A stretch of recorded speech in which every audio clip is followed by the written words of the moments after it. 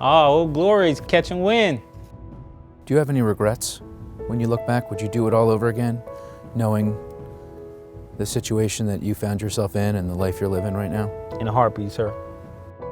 Bullets in there, and right here's another the second bullet. And the third one's in my spine, and the fourth one, it went through me. It was a routine mission, and someone opened fire. I was shot 4 times, and I remember laying on the ground and hearing footsteps behind me, and someone said, "Hey, he's not gonna make it. Let's keep moving." And then those footsteps got further and further away. I woke up and I opened my eyes, and that's when an individual by the name of Chris ran up to me, grabbed me by the back of my collar. He lifted me up. He was like, "We gotta go. We're under attack." And as soon as he let me go, my whole body just fell to the ground. And he picked me back up. He was like, "Jeremy, we have to go." And that's when I looked at him. I was like, I can't feel nothing. Well, when I got the phone call, I was listening to everything that I was being told. I just tried to stay as calm as possible during that conversation. It wasn't a lot of details. After I got off the phone, I had to have a cry out. I shut my door to my office and I took a moment, and then I told myself I have to get myself together because I had to go pick up our boys from daycare. You were pregnant at the time as well, right? Yep, I was pregnant with number 3 child. I had to gather myself up for them because I didn't want to interrupt their daily routines. How long in between when you got the phone call and you had a chance to see Jeremy? About 5 days since he arrived back to Walter Reed, and I saw him as he arrived. What were those hours like when you knew he was in the air?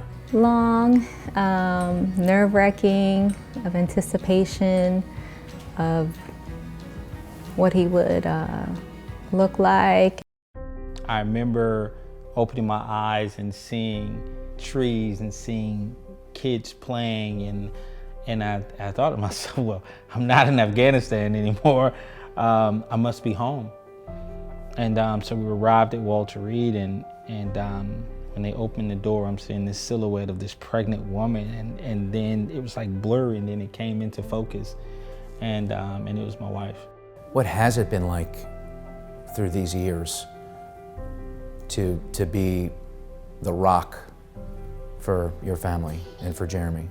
It has been very challenging. Many couples end up separating, especially because of injuries, and that was something I vowed not to do. I made a vow to him on our wedding day that sickness and health, it doesn't matter. The opportunity to meet the First Lady, Michelle Obama, and President Barack Obama. How did that happen, and what was that experience like? I remember he just walked through the door. He was like, "Hey, what's going on, everybody? What's up, Jeremy?" And I kind of just paused. I was like, "Honey, that's the president."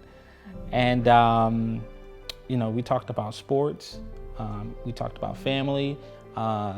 Chelsea was born in Honolulu, Hawaii, and so that was a great talking point.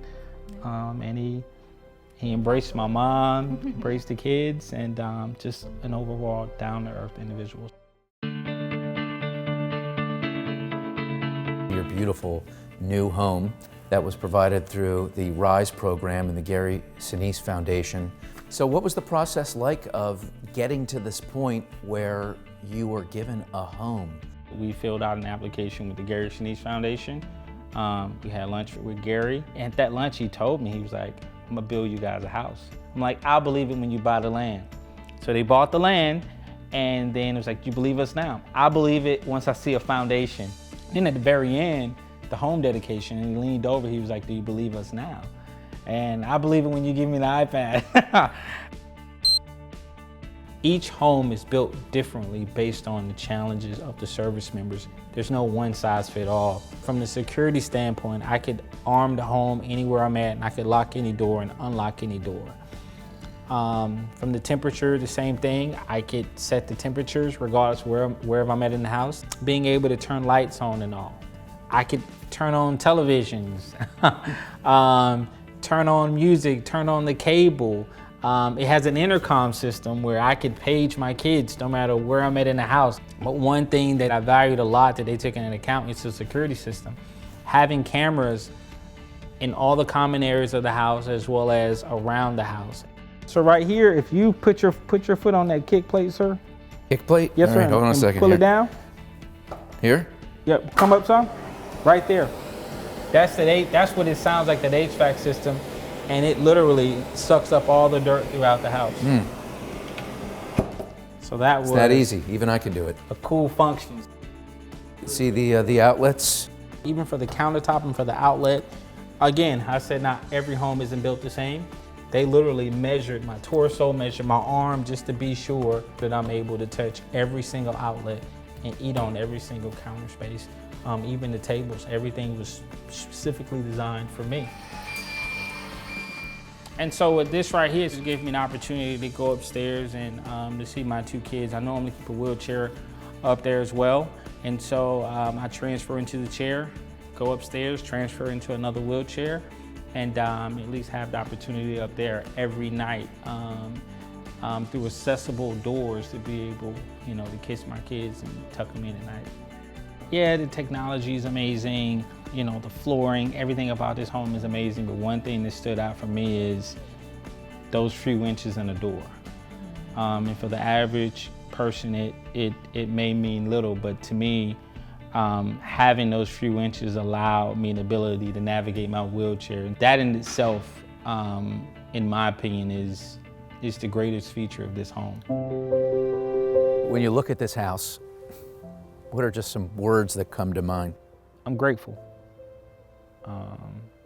I'm grateful that individuals like Gary Sinise exist in the world today, who kind of wrapped his arm around a community of phenomenal Americans. Not only Gary, but his family. Just for everyone who donated a piece of their time and effort and money to make this possible. Because even you see those two rocks right there, they came from the Pentagon, from 9/11. They were donated to us. Naturally, you went to some deep, dark places. What was it like to be there, and what did Chelsea do to pull you out? Having a wife who's also in the Army Reserves and happened to be a drill sergeant, constantly, get on to me and say, hey, we have no time for pity parties. You need to stop that. You need to get up. You have boys who will need their father. And you have to live on for those who can't be here today, who wish that they was here. Those who died in a foreign land, they died serving a great country. And so they need to be honored. And me having pity parties, me saying what I can't do anymore. There were times where I had more losses than wins throughout my days. In a hospital bed, every day, can't move, and doctors telling me things that I'll never be able to do again.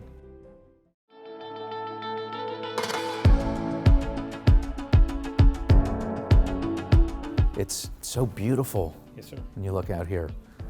And as we can see, you're standing Yes, here, all on your own. Yes, sir. What's that feel like? Take us into your body for a minute. The only muscle that came back were my quads. Everything else I can't feel. I have on special braces that was developed at Walter Reed. A rigorous process to go through an intense physical therapy where just talking to you right now, constantly, I'm telling myself I'm standing, I'm standing, I'm standing. I got some peers who were shot one time in the same spot and they're unable to stand. You stand much taller than you think. Yes, sir. You understand what I'm saying, right? Yes, sir. There's a tranquility Yes, sir. in the air out here. Calm. And that's one of the great things about the Gary Sinise Foundation and its partners like the Simplify Fund. When they purchased a lot, they wanted to symbolize, hey, the war is over. Now it's time for peace, tranquility, and family connectivity.